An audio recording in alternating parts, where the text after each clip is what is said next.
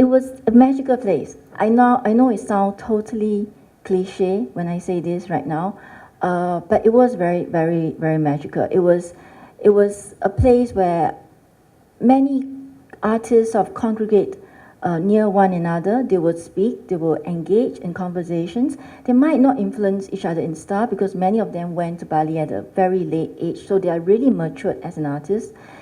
But it was a very magical moment, and they truly were inspired with the beauty of Bali and painted many works that's very important to the collectors today. This is another work by Lemaitre. He only uses one model, which eventually became his wife. So that was the first group of Indonesian artists, which apart from Radan Saleh, the rest are all foreigners. And then we have the first group of indigenous artists from Indonesia, Hendra Gunawan. And for this group of artists, bear in mind that they will be very active in a time that was just before and after the independence in Indonesia. So one of the keen concerns of this group of artists is about establishing a national identity. This is Afandi, also from the same group of artists. And this group of artists is typically labeled as the people's artist. Sujoyono, who is the spokesperson for the group. What he said was that forget about Radan Saleh, forget about Lemaitre, forget about Water Spies. They are very beautiful indeed, but that's not about the true Indonesia. And we, as Indonesian artists, need to tell people what is the true life of Indonesia. And that is when these artists started to paint beggars on the street, prostitutes on the street, the fight against the Dutch, or even landscape like this one you're seeing, which is to Sujoyono is even toppling the Western aesthetics, which established by the previous generation of artists. So his landscapes is not about the grandeur you see in the works of Radan Saleh, but it's about a mountain, which is your neighborhood.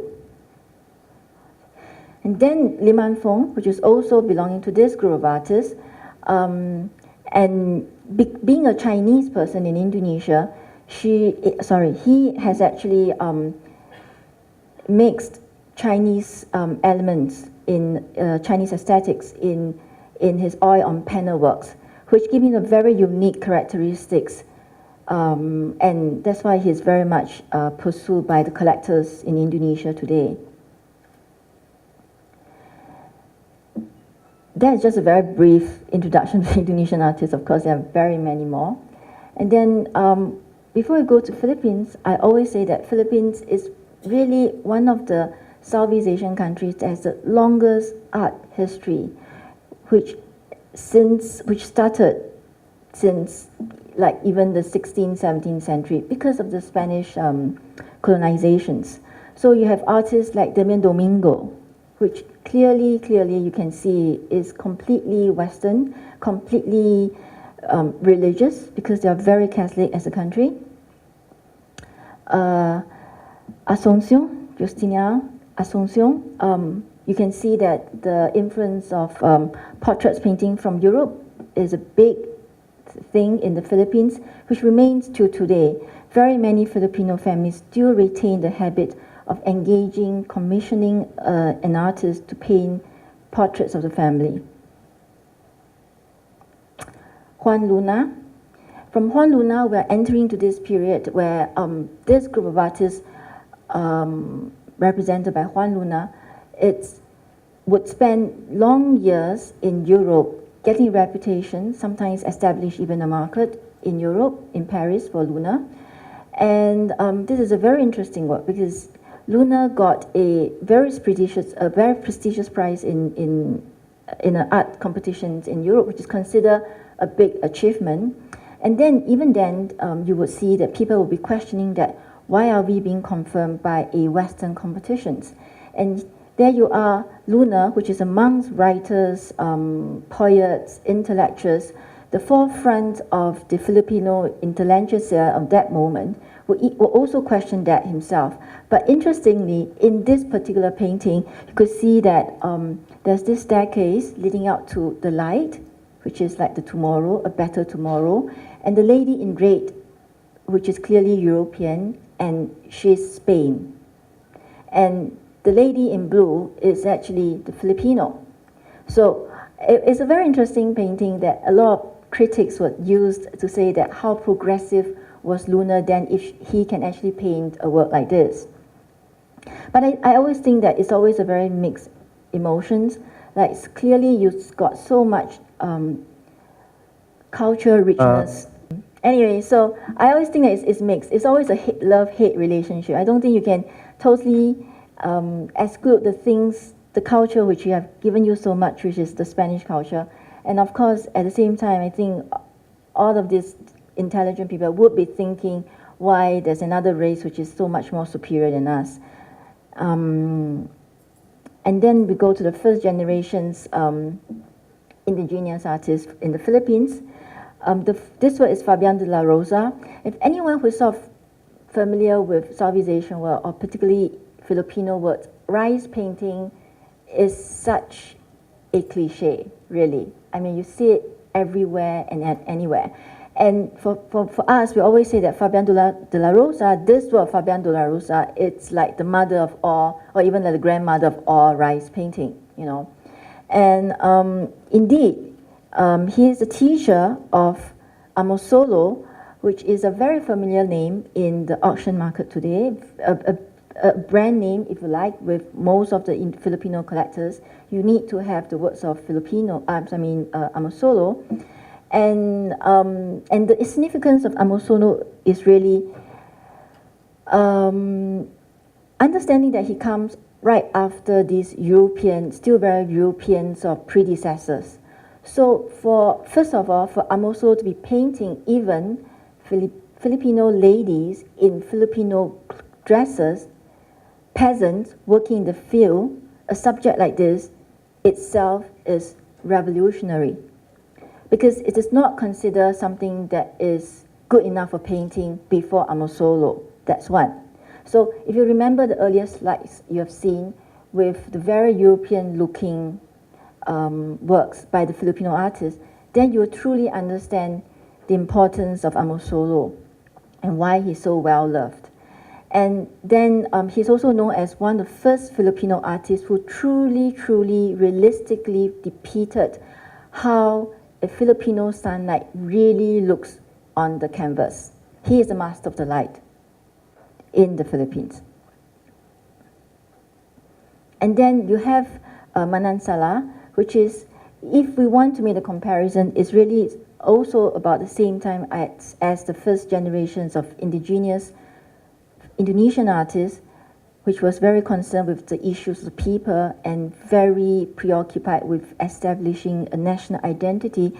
It's the same thing with Manansala, where he says that enough is enough, let's forget about rice painting, let's forget about European-looking people, because that's not what we are. Let's paint what we see in our life in our streets of Philippines.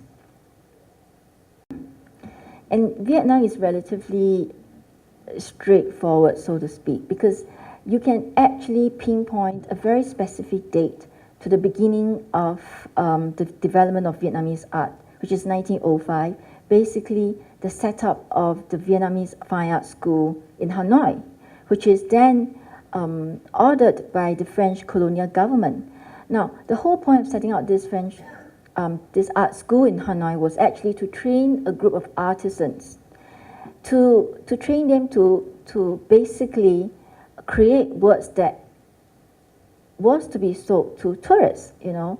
But they have appointed two very important persons to the art school, which is Victor Tardieu and Joseph Angiabiati, two French teachers, who totally ignored the order from the government and actually really created the art school and started a curriculum which teaches their students art in the Western sense of, you know, of art. So this group of artists, which is today very much collected in the market from the art schools, actually would be very much affluent in quite a few media because they were very rigorously trained by French teachers. So one of the most representational ones is Léfaux, who eventually lived and passed away in Paris. And this is a typical work of Léfaux, a very classic work of Léfaux, a very classic example of artists from that period, who is actually, if you look at the compositions, is very Renaissance influenced, but using the very sort of detailed ink and brush technique from the East on something that is very Western in terms of compositions. Another work of Léfaux. Vukaudam, also his peers, which is very influenced by the paintings of Chagall by using Vietnamese subjects. Mai Tu, another of their peers. Joseph Aghiaberti, which is their teacher. And then we come to Singapore, Malaysia, which is usually being discussed together because this two countries used to be one country itself, and we have a group of artists who actually attended one art school in either Singapore or Malaysia, and then they have alumni, and they sort of co-influence one another. So one of the artists that's representational from this group is Georgette Chen, which is actually trained in France because it's Chinese from China, but moved to Singapore, and then she started to have Southeast Asian motif in her painting, and it's one of the representation we call the Nanyang Star. Liu Kang, another artist from Singapore, which you can see it's French influenced, trained in France, but using the Singaporean, Malaysian daily life as his motifs.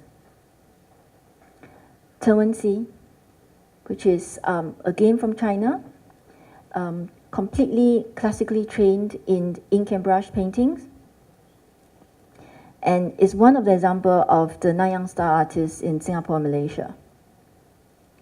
So there are a few themes which we could sort of lump them together amongst the Southeast Asian artists and put them in a group, like for instance with the Western influence artists, like the Radan Saleh we've discussed, with Luna. And then we can put the Western-born artists working in Southeast Asia, which tend to call them Indo-European artists. I mean, this is some of the few ways we use to categorize them, sectionalize them in the category. Works by indigenous artists,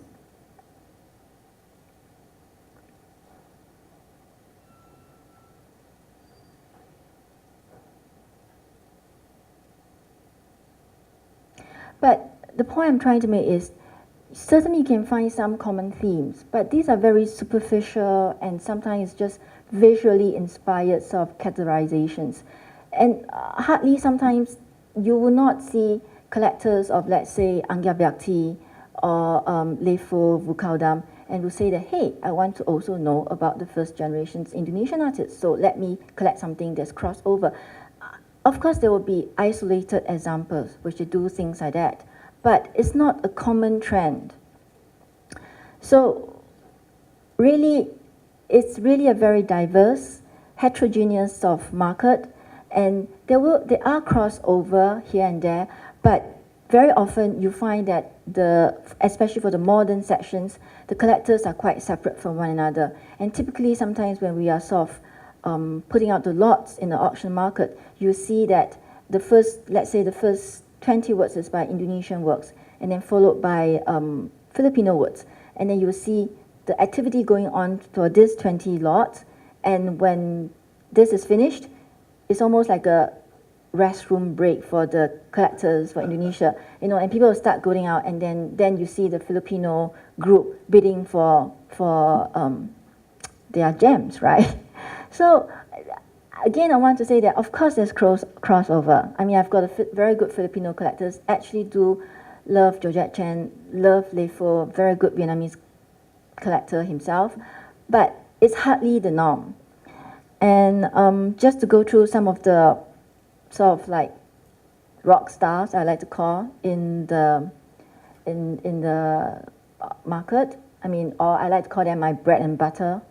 So if for that season I have a piece, I can be more relieved because that is like over $1 million, right?